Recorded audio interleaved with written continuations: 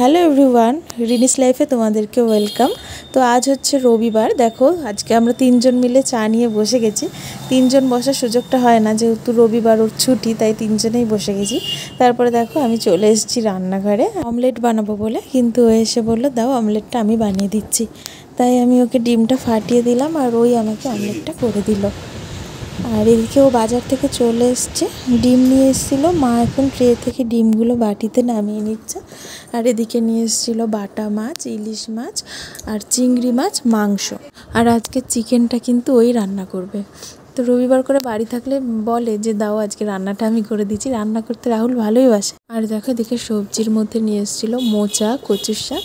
আর এদিকে দেখো সব মাছ মাংসগুলো ধুয়ে নিয়ে এসেছি। মাছগুলো আজকে আর করবো না, সব রেখে দেবো ফ্রিজে।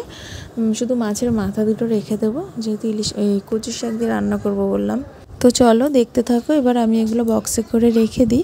আর ওদিকে মা আমাকে সবজিও কেটে দিচ্ছে, রান্নাটা এবার চাপিয়ে দেবো। আর ভাবছি চিংড়ি মাছটা দিয়ে কালকে মোচাটা রান্না করে ফেলবো। তো চলো কালকের কথা কালকেই ভাবা যাবে, এখন আমি রান্নাটা চাপিয়ে দিই। এখন আমি এখানে রান্নাটা বসিয়ে দিয়েছি, তো দেখতে থাকো প্রথম থেকে শেষ অবধি ব্লগটা।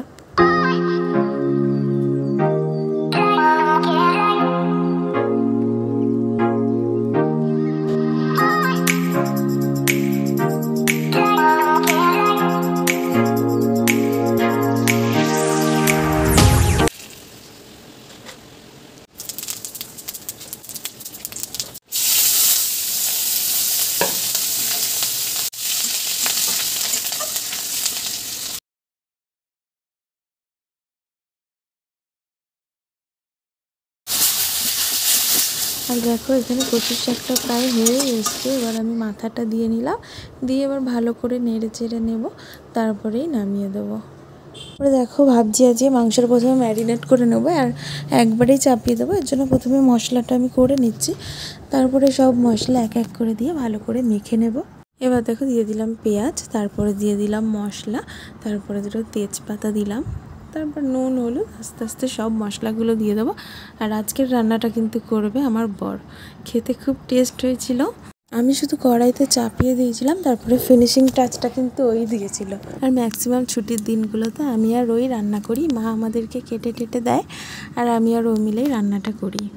রাহুল কিন্তু পটলের দোরমাটা ভীষণ ভালো রান্না করে। তো তোমাদের সাথেও একদিন আমি শেয়ার করব ও কীভাবে পটলের দোরমা করে।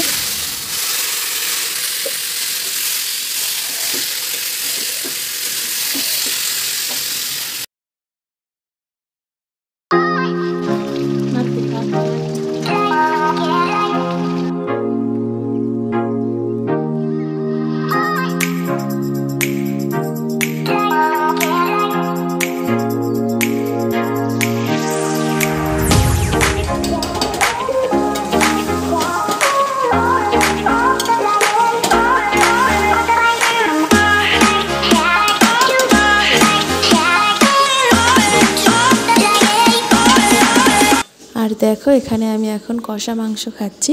বর রান্না করেছে বলে কথা, টেস্ট তো করতেই হবে।